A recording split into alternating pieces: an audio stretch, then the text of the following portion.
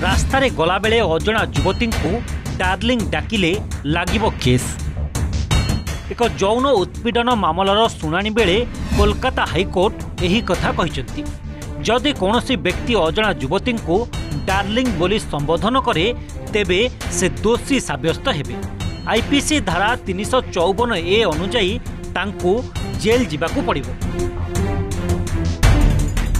कोलकाता हाईकोर्टर पोर्ट ब्लेयर बेंच विचारपति जयसेन गुप्ता एक मामलार शुणाणी बेले अभियुक्त को दंडित करने सह कहिसेंती रास्तारे जड़े अज्ञात महिला को डार्लिंग बोली संबोधन करा जाई परिबो नाही।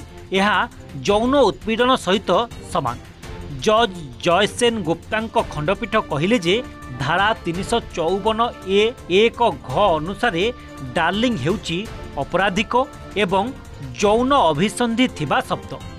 सूचना मुताबक 2015 अक्टोबर 21 अंडमान मायाबंदर थाना अंचल रे एक पुलिस टीम चढ़ाऊ करने को जाइथिबा बेले अभियुक्त महिला हेड कनेस्टेबल को कहिथिले क्या डार्लिंग चालान करने आई है क्या। अभियुक्त जनक निशासक्त अवस्था रे महिला हेड कनेस्टेबल को एभली व्यवहार करथिले जहाकू कोर्ट निंदा करने सह यह एक अपराध बोली कहिसेंती। तळ कोर्ट देइथिबा दंडादेश यथार्थ बोली कहवा सहित हाईकोर्ट सजा अवधि 3 मास रु 1 मास को ह्रास करिसेंती। कोर्ट रे अभियुक्त जनक मद्यपान करिथिबार कौनसी प्रमाण नहीं बोली दाबी करथिले। एही जुक्तिर उत्तर रे कोर्ट कहिसेंती जे जदि एही घटना साधारण होइथांता तेबे अपराधर गंभीरता अधिक होइथांता।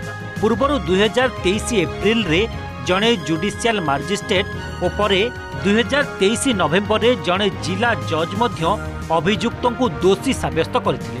यहाकू चैलेंज करी से हाईकोर्ट रे अभियोग करथिले किंतु डार्लिंग कहिले बोली जणे व्यक्ति को मासे जेल पठाइबा टिके कठोर हो जाउची। बरं तांकू चेतावनी देई छाड़ी देबा उचित थिला बोली पश्चिम बंगर पूर्वतन एडवोकेट जनरल विमल चटर्जी कहिसेंती। Bureau report OTV।